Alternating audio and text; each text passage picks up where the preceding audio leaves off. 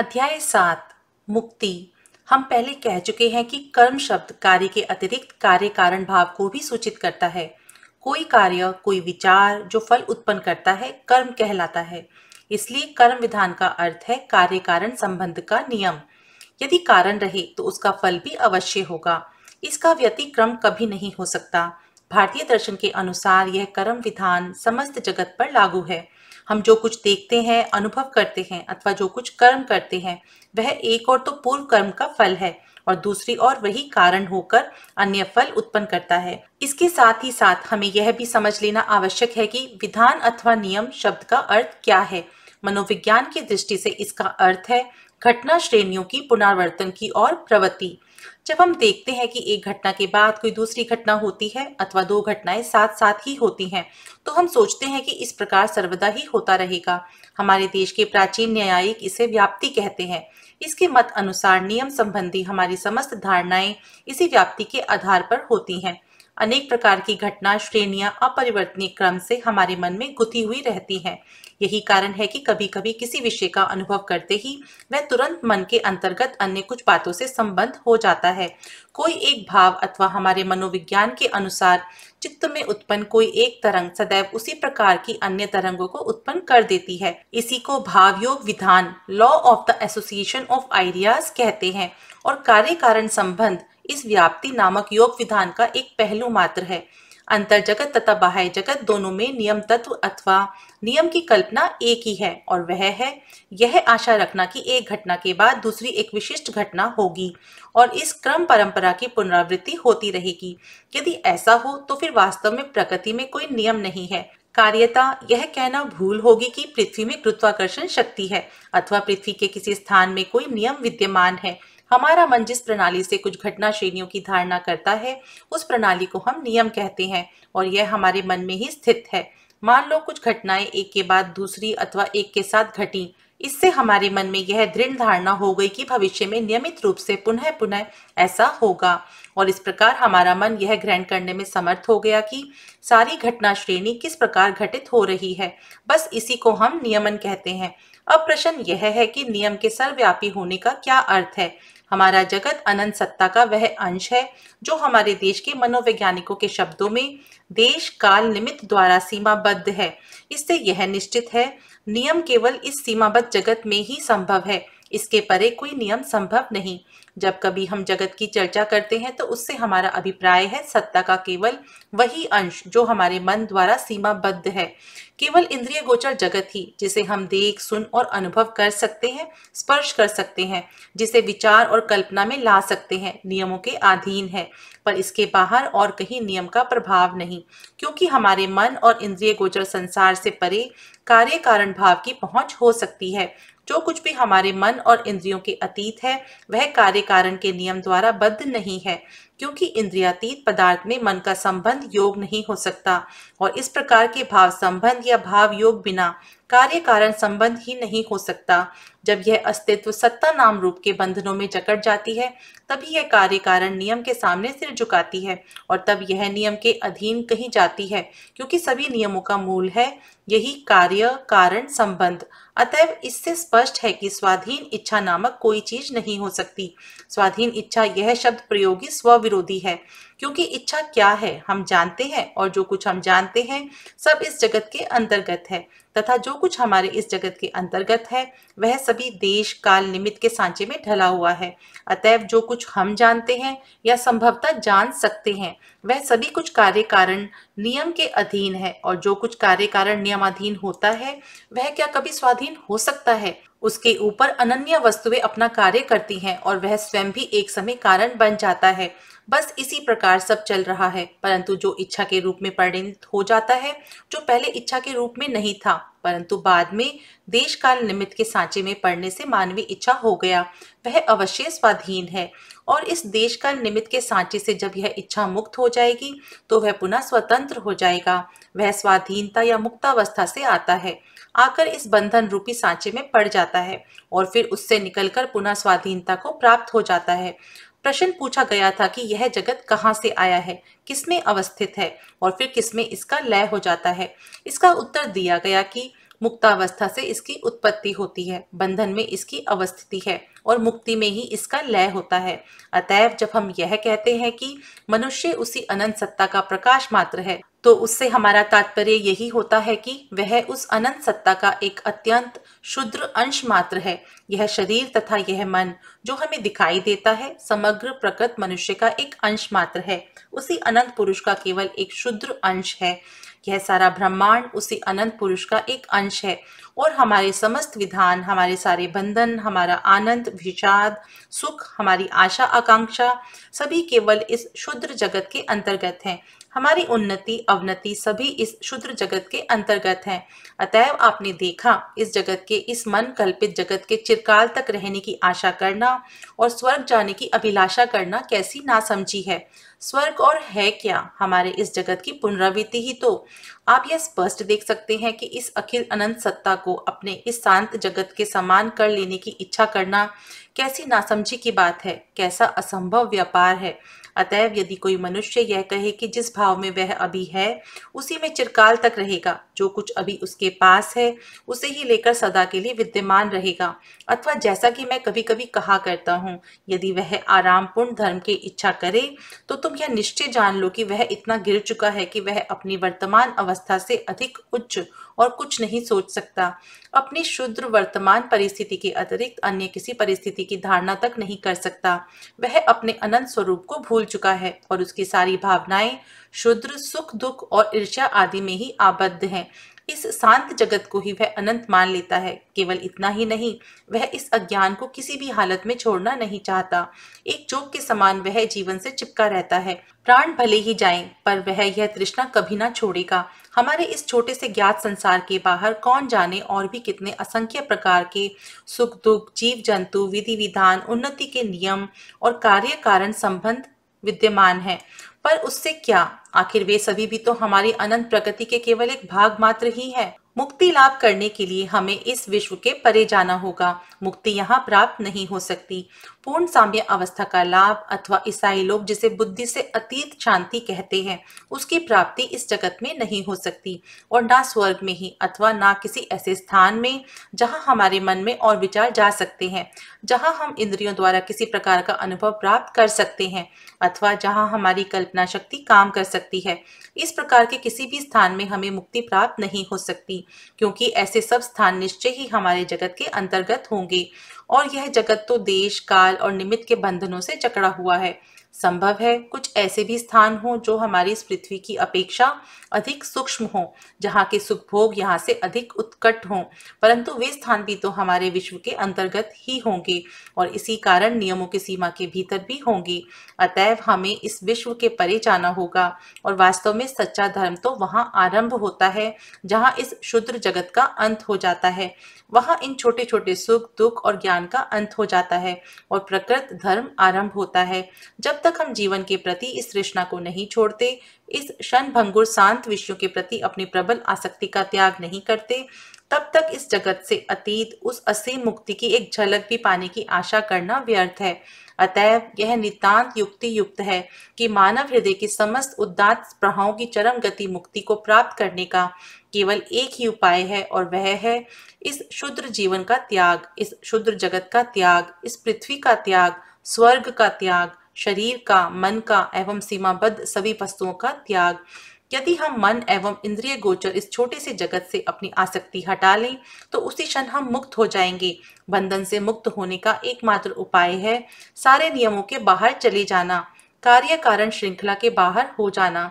किंतु इस संसार के प्रति आसक्ति का त्याग करना बड़ा कठिन है। बहुत ही थोड़े लोग ऐसा कर पाते हैं। हमारे शास्त्रों में इसके लिए दो मार्ग बताए गए हैं। एक नेति नेति, यह नहीं कहलाता है, और दूसरा इति इति। पहला मार्ग निवृत्ति का है, जिसमें नेति नेति करते हुए सर्वस्व का त्याग करना पड़ता है, और दूसरा है प्रवृत्ति का। इसमें इति इति करते हुए सब वस्तुओं का भोग करके फिर उनका त्याग किया जाता है। निवृत्ति मार्ग अत्यंत कठिन है। यह केवल प्रबल इच्छा शक्ति संपन्न तथा विशेष उन्नत महापुरुषों के लिए ही साध्य है। उनके कहने भर की देर है।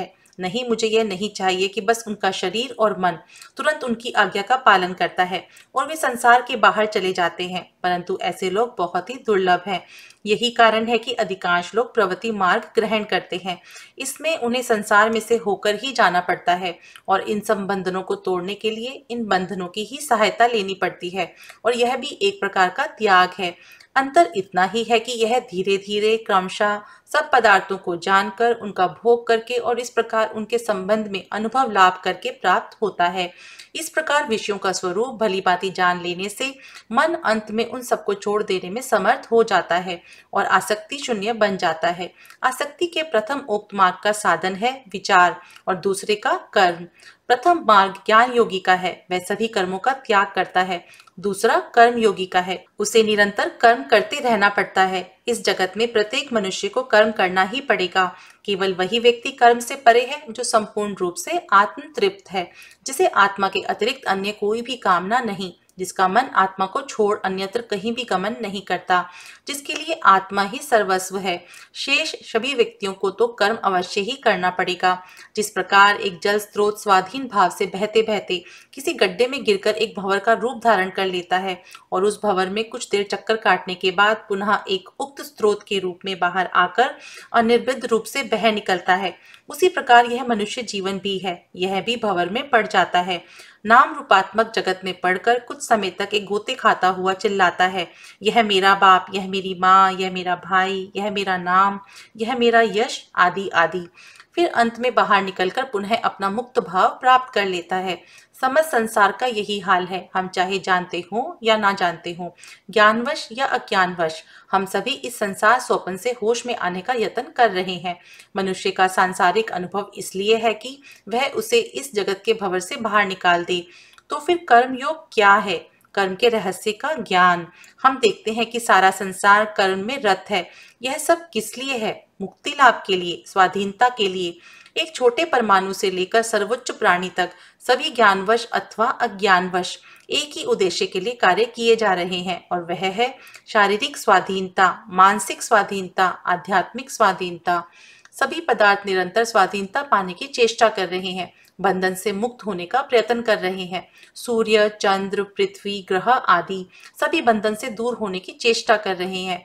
कहा जाता है कि सारा जगत केंद्र अभिमुखी और केंद्र उपासारी शक्तियों की एक क्रीड़ा भूमि है। संसार में इधर उधर धक्के खाकर तथा बहुत समय तक चोटें सहकर फिर प्रकृत तत्व को जानने की अपेक्षा हमें कर्म योग द्वारा सहज ही कर्म का रहस्य, कर्म की पद्धति तथा अल्प परिश्रम द्वारा अधिक कार्य करने की रीति ज्ञात हो जाती है। यदि हमें कर्म योग के उपयोग का ज्ञान ना रहे तो व्यर्थ ही हमारी बहुत सी शक्ति क्षय हो जाएगी। कर्म योग कर्म की एक विद्या ही बना लेता है। इस विद्या द्वारा तुम यह जान सकते हो कि संसार के समस्त कार्यों का सद्व्यवहार किस प्रकार करना चाहिए। कर्म तो अवश्य भावी है, करना ही पड़ेगा, किंतु सर्वोच्च ध्येय को सम्मुख रखकर कार्य करो। कर्म योग हमें इस बात पर विवश कर देता है कि यह दुनिया केवल 2 दिन की है, इसमें से होकर हमें गुजरना ही होगा, किंतु मुक्ति इसके भीतर नहीं है। उसके लिए तो हमें इस संसार से परे जाना होगा। संसार से परे जाने के इस मार्ग को प्राप्त करने के लिए हमें धीरे धीरे परंतु दृढ़ पगों से इस संसार में से होकर जाना पड़ेगा। हाँ, कुछ ऐसे विशेष महापुरुष हो सकते हैं जिनके संबंध में मैंने अभी कहा है, जो एकदम संसार से अलग खड़े होकर उसे उसी प्रकार त्याग सकते हैं जिस प्रकार सांप अपनी कुचेली को छोड़कर एक और खड़े होकर उसे देखता है। ऐसे विशेष महापुरुष कुछ अवश्य हैं, पर अधिकांश व्यक्तियों को तो इस कर्म बहुल संसार में से ही धीरे धीरे होकर जाना पड़ता है, और कर्म योग उसमें अधिक से अधिक कृत कार्य होने की रीति, उसका रहस्य एवं उपाय दिखा देता है। कर्म योग क्या कहलाता है? वह कहता है कि तुम निरंतर कर्म करो, परंतु कर्म में आसक्ति का त्याग दो। अपने को किसी भी विषय के साथ एक मत कर डालो। अपने मन को सदैव स्वाधीन रखो। संसार में तुम्हें जो सुख दुख दिखाई देते हैं वे तो विश्व के अवश्य भावी व्यापार हैं। दारिद्र्य, संपत्ति, सुख, ये सब क्षणभंगुर ही हैं। वास्तव में हमारे प्रकृत स्वभाव से इनका कोई संबंध नहीं। हमारा प्रकृत स्वरूप तो सुख और दुख से एकदम परे है, प्रत्यक्ष और कल्पना गोचर विषयों के बिल्कुल अतीत है, परंतु फिर भी हमें निरंतर कर्म करते रहना चाहिए। कलेश आसक्ति से ही उत्पन्न होता है, कर्म से नहीं। जो ही हम अपने कर्म से अपने आप को एक कर डालते हैं त्यों ही कलेश उत्पन्न होता है। परंतु यदि हम अपने को उससे पृथक रखें तो हमें वह कलेश छू तक नहीं सकता। यदि किसी दूसरे मनुष्य का कोई सुंदर चित्र जल जाता है तो देखने वाले व्यक्ति को कोई दुख नहीं होता, परंतु यदि उसका अपना चित्र जल जाता है तो उसे कितना दुख होता है। ऐसा क्यों? दोनों ही चित्र सुंदर थे और संभव है दोनों एक ही मूल चित्र की नकल रहे हों, परंतु एक दशा में उस व्यक्ति को बिल्कुल कलेश नहीं हुआ पर दूसरी में बहुत हुआ। इसका कारण यही है कि पहली दशा में वह अपने को चित्र से पृथक रखता है, परंतु दूसरी दशा में वह अपने को उससे एक रूप कर देता है। यह मैं और मेरा ही समस्त कलेश की जड़ है। अधिकार की भावना के साथ ही स्वार्थ आ जाता है और स्वार्थपरता से ही कलेश उत्पन्न होता है। प्रत्येक स्वार्थपर कार्य और विचार हमें किसी न किसी वस्तु से आसक्त कर देता है और हम तुरंत ही उस वस्तु के दास बन जाते हैं। चित्त का प्रत्येक स्पंदन जिसमें मैं और मेरे की भावना रहती है हमें उसी क्षण जंजीरों से जकड़कर गुलाम बना देता है।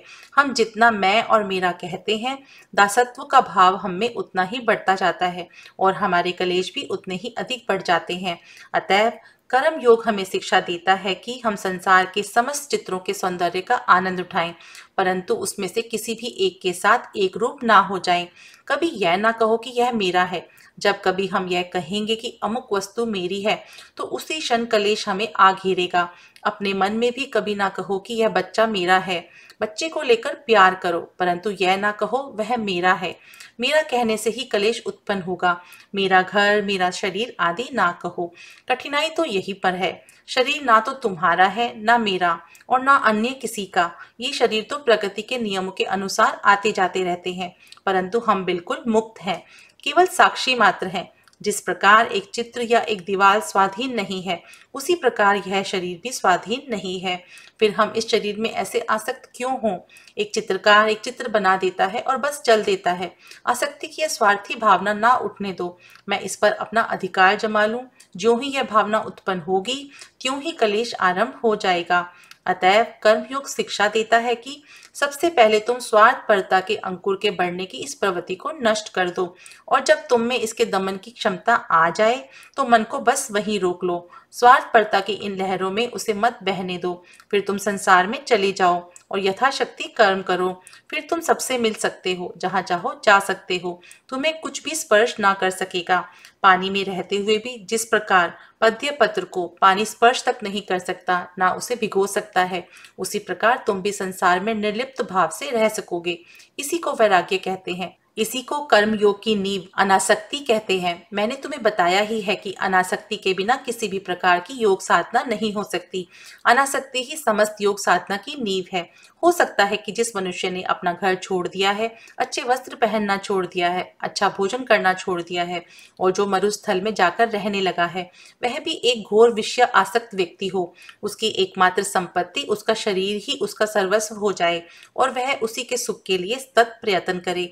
अनासक्ति बाह्य शरीर पर निर्भर नहीं है, वह तो मन पर निर्भर है। मैं और मेरे की जंजीर तो मन में रहती है। यदि शरीर और इंद्रिय गोचर विषयों के साथ इस जंजीर का संबंध ना रहे तो फिर हम कहीं भी क्यों ना रहें, हम बिल्कुल अनासक्त होंगे। हो सकता है कि एक व्यक्ति राज सिंहासन पर बैठा हो परंतु फिर भी बिल्कुल अनासक्त हो, और दूसरी ओर यह भी संभव है कि एक व्यक्ति चित्रों में हो पर फिर भी वह बुरी तरह से आसक्त हो। पहले हमें इस प्रकार की अनासक्ति प्राप्त कर लेनी चाहिए और फिर तत्कार्य करते रहना होगा। यद्यपि यह है बड़ा कठिन, परंतु फिर भी कर्मयोग हमें अनासक्त होने की रीति सिखा देता है। आसक्ति का संपूर्ण त्याग करने के दो उपाय हैं। प्रथम उपाय उन लोगों के लिए है जो ना तो ईश्वर में विश्वास करते हैं और ना किसी बाहरी सहायता में। वे अपने अपने कौशल एवं उपायों का अवलंबन करें। उन्हें अपनी ही इच्छा शक्ति, मन शक्ति एवं विचार का अवलंबन करके कार्य करना होगा। उन्हें दृढ़ता पूर्वक कहना होगा, मैं अनासक्त होऊंगा ही। जो ईश्वर पर विश्वास रखते हैं उनके लिए एक दूसरा मार्ग है जो इसकी अपेक्षा बहुत सरल है। वे समस्त कर्म फलों को ईश्वर को अर्पित करके कर्म करते जाते हैं, इसलिए कर्म फल में कभी आसक्त नहीं होते। वे जो कुछ देखते हैं, अनुभव करते हैं, सुनते हैं अथवा करते हैं, वह सब भगवान के लिए ही होता है। हम जो कुछ भी सत् कार्य करें उससे हमें किसी प्रकार की प्रशंसा अथवा लाभ की आशा नहीं करनी चाहिए। वह तो सब प्रभु का ही है। सारे फल उन्हीं के श्री चरणों में अर्पित कर दो। हमें तो एक किनारे खड़े हो यह सोचना चाहिए कि हम तो केवल प्रभु के, अपने स्वामी के आज्ञाकारी भृत्य हैं और हमारी प्रत्येक कर्म प्रवृत्ति प्रतिक्षण उन्हीं के पास से आ रही है। गीता का एक श्लोक जिसका अर्थ है, तुम जो कुछ पूजा करो, ध्यान करो अथवा कर्म करो, सब उन्हीं को अर्पण कर दो और स्वयं निश्चिंत हो जाओ। हम शांति से रहें, पूर्ण शांति से रहें और अपना संपूर्ण शरीर, मन, यहाँ तक कि अपना सर्वस्व श्री भगवान के समक्ष चिर बलि स्वरूप दे दें। अग्नि में घी की आहुतियां देने की अपेक्षा दिन रात केवल यही एक महान आहुति, अपने इस क्षुद्र अहम की आहुति देते रहो। संसार में धन की खोज में लगे हुए, हे प्रभु, मैंने केवल तुम्ही को एकमात्र धन पाया। मैं तुम्हारे श्री चरणों में आत्मसमर्पण करता हूँ। संसार में किसी प्रेमास्पद की खोज करते करते, हे नाथ, केवल तुम्ही को मैंने एकमात्र प्रेमास्पद पाया। मैं तुम्हारे श्री चरणों में आत्मसमर्पण करता हूँ। हमें चाहिए कि हम दिन रात यही दोहराते रहें और कहें, हे प्रभु, मुझे कुछ नहीं चाहिए। कोई वस्तु चाहे अच्छी हो चाहे बुरी, मुझे उससे तनिक भी प्रयोजन नहीं। मैं सब कुछ तुम्ही को समर्पण करता हूँ। रात दिन हमें इस तथाकथित भासमान अहम का त्याग करते रहना चाहिए, जब तक कि यह अभ्यास के रूप में परिणत ना हो जाए, तब तक कि यह हमारे शरीर की शिरा शिरा में, नस नस में और मस्तिष्क में व्याप्त ना हो जाए और हमारा संपूर्ण शरीर ही प्रतिक्षण आत्मत्याग के इस भाव के अधीन ना हो जाए। फिर जहां हमारी इच्छा हो हम जा सकते हैं। हमें फिर कुछ भी स्पर्श ना कर सकेगा। चाहे हम गोले बारूद की तुमुल आवाज से पूर्ण रण क्षेत्र में भी क्यों ना चले जाएं, फिर भी हम सदैव मुक्त, स्वाधीन और शांत ही रहेंगे। कर्म योग हमें इस बात की शिक्षा देता है कि कर्तव्य की जो भावना है वह एक निम्न श्रेणी की चीज है। कर्तव्य बुद्धि से कोई कार्य केवल निम्न भूमि में ही किया जाता है। फिर भी हम में से प्रत्येक को अपने कर्तव्य कर्म करने ही होंगे, परंतु हम देखते हैं कि कर्तव्य की यह भावना ही अनेक बार हमारे दुखों का एकमात्र कारण होती है। कर्तव्य हमारे लिए एक प्रकार का रोग सा हो जाता है और हमें सदा उसी दिशा में खींचता रहता है। यह हमें पकड़ जकड़ लेता है और हमारे पूर्ण जीवन को दुखपूर्ण कर देता है। यह तो मनुष्य जीवन के लिए महाविभीषिका स्वरूप है। यह कर्तव्य बुद्धि ग्रीष्मकाल के एक मध्याह्न सूर्य की तरह है, जो मनुष्य की अंतर आत्मा को दग्ध कर देती है। जरा कर्तव्य के उन बेचारे गुलामों की ओर तो देखो। उनका कर्तव्य तो उन्हें इतनी भी छुट्टी नहीं देता कि वे पूजा पाठ अथवा स्नान ध्यान कर सकें। कर्तव्य उन्हें प्रतिक्षण घेरे रहता है। वे बाहर जाते हैं और काम करते हैं। कर्तव्य सदा उनके सिर पर सवार रहता है। वे घर आते हैं और फिर अगले दिन का काम सोचने लगते हैं। कर्तव्य उन पर सवार हो रहता है। यह तो एक गुलाम की जिंदगी हुई। फिर एक दिन ऐसा आता है कि वे कसे कसाए घोड़े की तरह सड़क पर ही गिरकर मर जाते हैं। कर्तव्य की यह सर्वसाधारण कल्पना है, परंतु अनासक्त होकर एक स्वतंत्र व्यक्ति की तरह कार्य करना तथा समस्त कर्म भगवान को समर्पण कर देना ही असल में हमारा एकमात्र कर्तव्य है। हमारे समस्त कर्तव्य तो उन्हीं के हैं। कितने सौभाग्य की बात है कि हम इस संसार में भेजे गए हैं। हम बस अपने निर्दिष्ट कार्य करते जा रहे हैं। कौन जाने हम उन्हें अच्छे कर रहे हैं या बुरे। उन्हें उत्तम रूप से करने पर भी हम फल की आकांक्षा ना करेंगे। बुरी तरह से करने पर भी हम चिंतित ना होंगे। निश्चिंत होकर स्वाधीन भाव से शांति के साथ कर्म करते जाओ। पर हाँ, इस प्रकार की अवस्था प्राप्त कर लेना जरा टेढ़ी खीर है। दासत्व को कर्तव्य कह देना अथवा चर्म के प्रति चर्म की घृणित आसक्ति को कर्तव्य कह देना कितना सरल है। मनुष्य संसार में धन अथवा अन्य किसी प्रिय वस्तु की प्राप्ति के लिए एड़ी चोटी का पसीना एक करता रहता है। यदि उससे पूछो ऐसा क्यों कर रहे हो, तो झट उत्तर देता है, यह तो मेरा कर्तव्य है। पर असल में यह तो धन के लिए अस्वाभाविक तृष्णा मात्र है और इस तृष्णा के ऊपर कुछ फूल चढ़ाकर वे उसे ढके रखने की चेष्टा करते हैं। तब जिसे सब लोग कर्तव्य कहा करते हैं, फिर वह क्या है? वह है केवल आसक्ति, शरीर की गुलामी। जब कोई आसक्ति दृढ़मूल हो जाती है तो उसे ही हम कर्तव्य कहने लगते हैं। उदाहरणार्थ, जहाँ विवाह की प्रथा नहीं है, उन सब देशों में पति पत्नी में आपस में कोई कर्तव्य नहीं होता। क्रमशः समाज में जब विवाह प्रथा आ जाती है, तब पति पत्नी एक साथ रहने लगते हैं। उनका यह एक साथ रहना शारीरिक आसक्ति के कारण ही होता है और कई पीढ़ियों के बाद जब उनका यह एकत्रवास एक प्रथा जैसा हो जाता है, तब फिर यही एक कर्तव्य के रूप में परिणत हो जाता है। यह तो एक प्रकार की चिरस्थायी व्याधि सी है। यदि एकाध बार यह प्रबल रूप में प्रतीत होती है तो उसे हम व्याधि कह देते हैं, और यदि यह सामान्य भाव से चिरस्थायी हो जाती है तो इसे हम प्रकृति या स्वभाव कहने लगते हैं। जो भी हो, पर वह एक रोग ही है। आसक्ति चिरस्थायी होकर जब हमारा स्वभाव बन जाती है तो उसे हम कर्तव्य के बड़े नाम से ढक देते हैं। फिर हम उसके ऊपर फूल चढ़ाते हैं, उसके सामने बाजे बजाते हैं, मंत्रोच्चारण करते हैं। तब यह समस्त संसार उसी कर्तव्य के लिए आपस में लड़ने भिड़ने लगता है और एक दूसरे का धन अपहरण करने लगता है। कर्तव्य वहीं तक अच्छा है जहां तक कि यह पशुत्व भाव को रोकने में सहायता प्रदान करता है। उन निम्नतम श्रेणी के मनुष्यों के लिए और जो किसी और उच्चतर आदर्श की धारणा ही नहीं कर सकते। शायद कर्तव्य की यह भावना किसी हद तक अच्छी हो, परंतु जो कर्मयोगी बनना चाहते हैं उन्हें तो कर्तव्य के इस भाव को एकदम त्याग देना चाहिए। असल में हमारे या तुम्हारे लिए कोई कर्तव्य है ही नहीं। जो कुछ तुम संसार को देना चाहते हो अवश्य दो, परंतु कर्तव्य के नाम पर नहीं। उसके लिए कुछ चिंता तक मत करो, बाध्य होकर कुछ भी मत करो। बाध्य होकर भला क्यों करोगे? जो कुछ भी तुम बाध्य होकर करते हो उससे आसक्ति उत्पन्न होती है। तुम्हारा अपना कोई कर्तव्य क्यों होना चाहिए? सब कुछ ईश्वर को ही अर्पण कर दो। इस संसार की भयानक भट्टी में जिसमें कर्तव्य रूपी अग्नि सभी को झुलसाती रहती है, तुम उस ईश्वर अर्पण भाव रूपी अमृत चक्षक का पान करो और प्रसन्न रहो। हम सब तो केवल उन प्रभु की ही इच्छा का पालन कर रहे हैं और किसी प्रकार के पुरस्कार अथवा दंड से हमारा कोई संबंध नहीं। यदि तुम पुरस्कार के इच्छुक हो तो तुम्हें साथ ही दंड भी स्वीकार करना पड़ेगा। दंड से छुटकारा पाने का केवल यही उपाय है कि तुम पुरस्कार का भी त्याग कर दो। कलेश से मुक्त होने का एकमात्र उपाय यही है कि तुम सुख की भावना का भी त्याग कर दो, क्योंकि ये दोनों चीजें एक ही में गुथी हुई हैं। यदि एक और सुख है तो दूसरी और कलेश, एक और जीवन है तो दूसरी और मृत्यु। मृत्यु से छुटकारा पाने का एकमात्र उपाय यही है कि जीवन के प्रति आसक्ति का त्याग कर दो। जीवन और मृत्यु दोनों एक ही वस्तु हैं, एक ही वस्तु दो विभिन्न पहलू मात्र। अतएव दुख शून्य सुख एवं मृत्यु शून्य जीवन की भावना संभव है। स्कूल के छोटे छोटे बच्चों के लिए बड़ी मधुर हो, परंतु एक चिंतनशील व्यक्ति को यही प्रतीत होता है ये दोनों बातें परस्पर विरोधी हैं, और यह समझकर वह इन दोनों का परित्याग कर देता है। जो कुछ तुम करो उसके लिए किसी प्रकार की प्रशंसा अथवा पुरस्कार की आशा मत रखो। जो ही हम कोई सत्कार्य करते हैं त्यों ही हम उसके लिए प्रशंसा की आशा करने लगते हैं। जो ही हम किसी सत्कार्य में चंदा देते हैं त्यों ही हम चाहने लगते हैं कि हमारा नाम अखबारों में खूब चमक उठे। ऐसी वासनाओं का फल दुख के अतिरिक्त और क्या होगा? संसार से कई सर्वश्रेष्ठ महापुरुष उठ गए, पर संसार ने उन्हें जाना तक नहीं। देखा जाए तो भगवान बुद्ध तथा ईसा मसीह भी उन महापुरुषों की तुलना में द्वितीय श्रेणी के हैं, परंतु संसार उन महापुरुषों के बारे में कुछ जानता तक नहीं। प्रत्येक देश में ऐसे सैकड़ों महापुरुष हुए हैं, परंतु सदैव वे अपना कार्य चुपचाप ही करते रहे। चुपचाप वे अपना जीवन व्यतीत करते हैं और चुपचाप इस संसार से चले जाते हैं।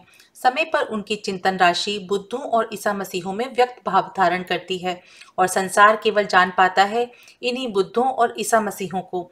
सर्वश्रेष्ठ महापुरुषगण अपने ज्ञान से किसी प्रकार की यश प्राप्ति की कामना नहीं रखते।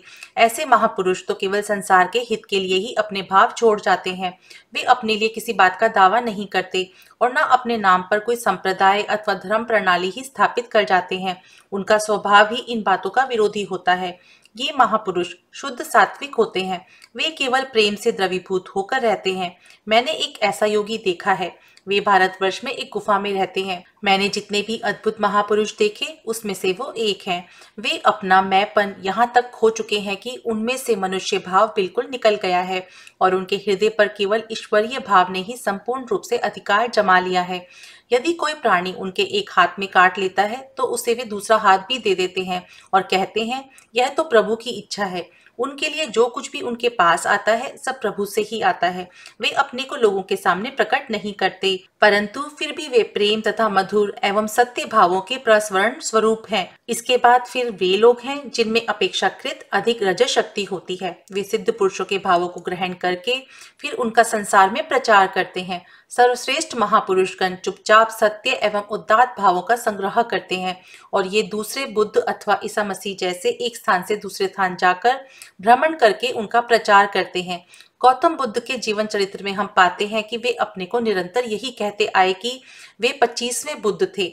उनके पहले के 24 बुद्धों के इतिहास का हमें कोई ज्ञान नहीं, परंतु फिर भी यह निश्चित है कि ये हमारे ऐतिहासिक बुद्ध अवश्य ही उन बुद्धों पर डाली हुई भित्ति पर ही अपना धर्म प्रसाद निर्माण कर गए हैं। सर्वश्रेष्ठ महापुरुषगण शांत, नीरव एवं अपरिचित होते हैं। विचार की प्रचंड शक्ति से वे भली भांति परिचित रहते हैं।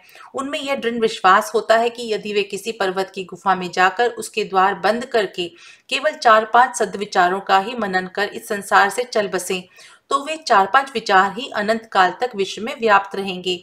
वास्तव में ऐसे विचार पर्वतों को भी चीरकर बाहर निकल आएंगे, समुद्र को पार कर जाएंगे और सारे संसार में व्याप्त हो जाएंगे। वे मनुष्यों के हृदय एवं मस्तिष्क में इतने गहरे घुस जाएंगे कि उनमें से कुछ लोग उत्पन्न होंगे जो उन्हें कार्य रूप में परिणत करेंगे। ये पूर्वोक्त सात्विक व्यक्ति भगवान के इतने समीप है कि इनके लिए कर्मशील होना, परोपकार करना तथा इस संसार में धर्म प्रचार आदि कार्य करना सचमुच असंभव सा है। कर्मी व्यक्ति चाहे जितने भी भले क्यों ना हो, उनमें कुछ ना कुछ अज्ञान रह ही जाता है। जब हमारे स्वभाव में कुछ ना कुछ अपवित्रता अवशिष्ट रहती है, तभी हम कार्य कर सकते हैं। कर्म के पीछे साधारणतया कोई हेतु या आसक्ति रहना, यह तो कर्म के स्वभाव में ही है। जो एक क्षुद्र पक्षी के पतन पर भी दृष्टि रखते हैं, उन तत्क्रियाशील विधाता के समक्ष मनुष्य भला अपने कार्य की इतनी बड़ाई कैसे कर सकता है। जब वे संसार के छोटे से प्राणी की भी चिंता रखते हैं, तब मनुष्य के लिए ऐसा सोचना क्या घोर ईश्वर निंदा नहीं है। हमें तो उनके सामने संस्भ्रम नतमस्तक खड़े होकर केवल यही कहना चाहिए, आपकी इच्छा पूर्ण हो। सर्वश्रेष्ठ पुरुष तो कार्य कर ही नहीं सकते, क्योंकि उनमें किसी प्रकार की आसक्ति नहीं होती। जो आत्मा में ही आनंद करते हैं, जो आत्मा में ही तृप्त रहते हैं और जो आत्मा के साथ सदा के लिए एक हो गए हैं, उनके लिए कोई कर्म शेष नहीं रह जाता। यही सर्वश्रेष्ठ मानव है। इनके अतिरिक्त अन्य सभी को कर्म करना पड़ेगा, पर इस प्रकार कर्म करते समय हमें यह कभी नहीं सोचना चाहिए कि हम इस संसार में भी किसी छोटे से प्राणी तक की तनिक भी सहायता कर सकते हैं। असल में वह हम बिल्कुल नहीं कर सकते। संसार रूपी इस शिक्षालय में परोपकार के इन कार्यों द्वारा तो हम केवल अपनी ही सहायता करते हैं। कर्म करने का यही सच्चा दृष्टिकोण है। अतएव यदि हम इस भाव से कर्म करें, यदि सदा यही सोचें कि इस समय जो हम कार्य कर रहे हैं वह तो हमारे लिए एक बड़े सौभाग्य की बात है, तो फिर हम कभी भी किसी वस्तु में आसक्त ना होंगे। इस विश्व में हम तुम जैसे लाखों लोग मन ही मन सोचा करते हैं कि हम एक महान व्यक्ति हैं, परंतु एक दिन हमारी मौत हो जाती है और बस 5 मिनट बाद ही संसार हमें भूल जाता है। किंतु ईश्वर का जीवन अनंत है। यदि इस सर्वशक्तिमान प्रभु की इच्छा ना हो तो एक क्षण के लिए भी कौन जीवित रह सकता है, एक क्षण के लिए भी कौन सांस ले सकता है। वे ही सत कर्मशील विधाता हैं। समस्त शक्ति उन्हीं की है और उन्हीं की आज्ञा वर्तनी है। एक गीता का श्लोक कहता है कि उन्हीं की आज्ञा से वायु चलती है, सूर्य प्रकाशित होता है, पृथ्वी अवस्थित है और मृत्यु इस संसार में विचरण करती है। वे ही सब कुछ हैं। हम तो केवल उनकी उपासना मात्र कर सकते हैं। कर्मों के समस्त फलों को त्याग दो, भले के लिए ही भला करो, तभी पूर्ण अनासक्ति प्राप्त होगी। तब हृदय ग्रंथि छिन्न हो जाएगी और हम पूर्ण मुक्ति प्राप्त कर लेंगे। यह मुक्ति ही वास्तव में कर्म योग का लक्ष्य है।